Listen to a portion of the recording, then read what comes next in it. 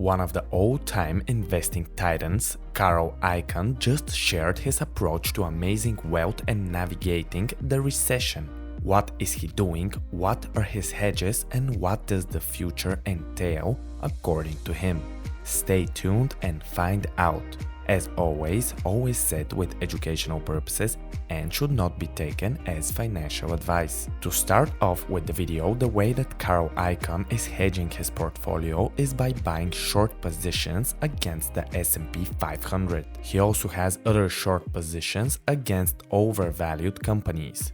A short position means he is betting on a future fall of the S&P 500, and the lower the index goes, the more profit he makes. It is important to note that Carl has multiple decades of experience, and he's one of the very few investors in today's world which have seen the soaring inflation of the 70s and has been in the investing game even then. Over the last 22 years, he has managed to have a yearly annual compounded return of 15%, which crushes all major indices. According to him, all retail investors and professional money managers who say that the markets will start to go higher from here because the Fed will make a policy pivot and will suddenly stop increasing the main interest rate and start printing again, are filled with lost hopes and are not educated in financial history. He put his wording quoted in a metaphor which stated that the economy is like a teenage drug addict and the current problem is inflation. The problem is not the increasing interest rate. This is the cure. Yes, it is painful, but it is necessary. As I have said in multiple of my video analysis here on the channel, if the inflation rate is above 5% from a historical basis, it has never come down with the interest rate being less than the inflation rate. In early November, the Fed increased the rate by another 75 basis points, and now the rate is sitting in between 3.75 to 4%. And this is the fastest rise in rates in history, showcasing exactly how severe the situation is. I do not recommend people to short the markets, as this is a very dangerous game for normal retail investors like us. Carl has 50 plus years of experience, and I personally preach the Buffett way, which teaches us that when the markets fall, we just DCA accordingly. So I just continuously buy cheap, good quality businesses with low debt levels, low multiples to their earnings, and this is something which Carl does as well, and he says it in the interview. Now I'm going to analyze two of Carl's favorite current value stocks, as he is not only short the markets, but he is buying companies with these exact characteristics I just mentioned. Also, if you want more of these types of companies, please check out my other analysis on the channel. I promise you will learn a lot from every single video. The most favorite value stock of Carl Icahn is CVI stock, and the full company name is CVR Energy. Together with its subsidiaries, it engages in the petroleum refining and nitrogen fertilizer manufacturing activities in the United States. It operates in two segments, petroleum and nitrogen fertilizer. Carl really likes the energy sector due to the ESG agenda of the West, which destroyed this sector over the last several years. The over-regulation, taxes and bureaucracy made it so that a large majority of the smaller companies in this sector went bankrupt, and almost all companies, big and small, stopped investing in new facilities, exploration, and technological advancements. This has caused all the current energy issues we are having around the globe. I discussed this in great length in two of our previous videos regarding the energy sector. This gives the current companies in this sector a very strong competitive advantage, as it is very hard for new players to enter the market, and this kills one of the main risks for every company: competition. Like the father of value investing, Benjamin Graham, and later reiterated by Warren Buffett, we want to invest in companies which have strong moats. CVI stock has a very unique way it produces fertilizers, which is a much needed product for every single farmer out there.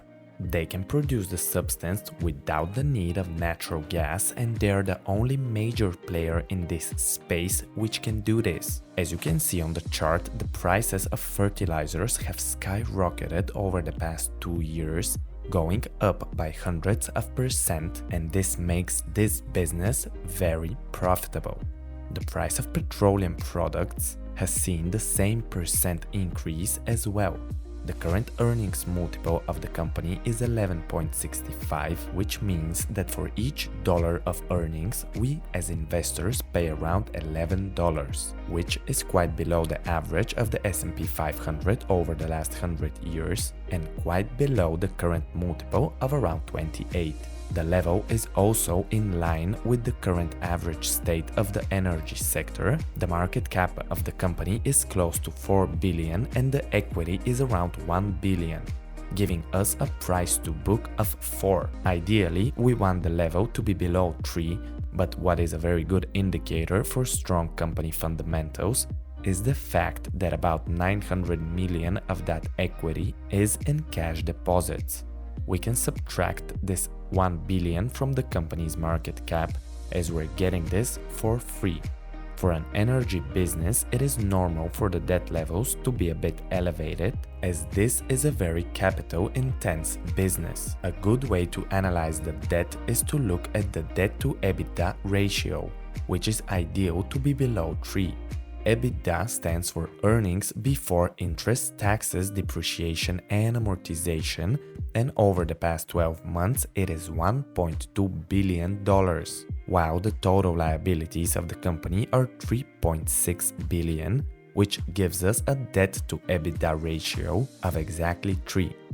Couple these good fundamentals with a strong moat due to lack of competition, and we have on our hands a pretty stable company which offers very good future potential. Another company which Carl Icahn loves is Occidental Petroleum with a ticker OXY. Together with its subsidiaries, the company engages in the acquisition, exploration and development of oil and gas properties in the United States, the Middle East, Africa and Latin America. It operates through 3 segments: oil and gas, chemicals, and midstream and marketing. During the course of this year, Warren Buffett also started heavily buying up OXY and now owns a little more than 20% of the company. And during the late summer months, he issued a notice to the SEC, the Securities Exchange Commission, that he wants approval to buy up to 50% of the company. Since late 2020, OXY stock is up by 700+%, making it one of the top performers in the sector. The current market cap is $68 billion and the price to earnings is only 7. The equity of the company is sitting at 27.5 billion, which gives us a price to book of about 2.5. This is below 3 and it is a very good indication that we're not overpaying for the company from an equity perspective. The EBITDA over the last 12 months is a little more than 18 billion, while the total liabilities are 46 billion, which gives us a debt to EBITDA ratio of 2.5.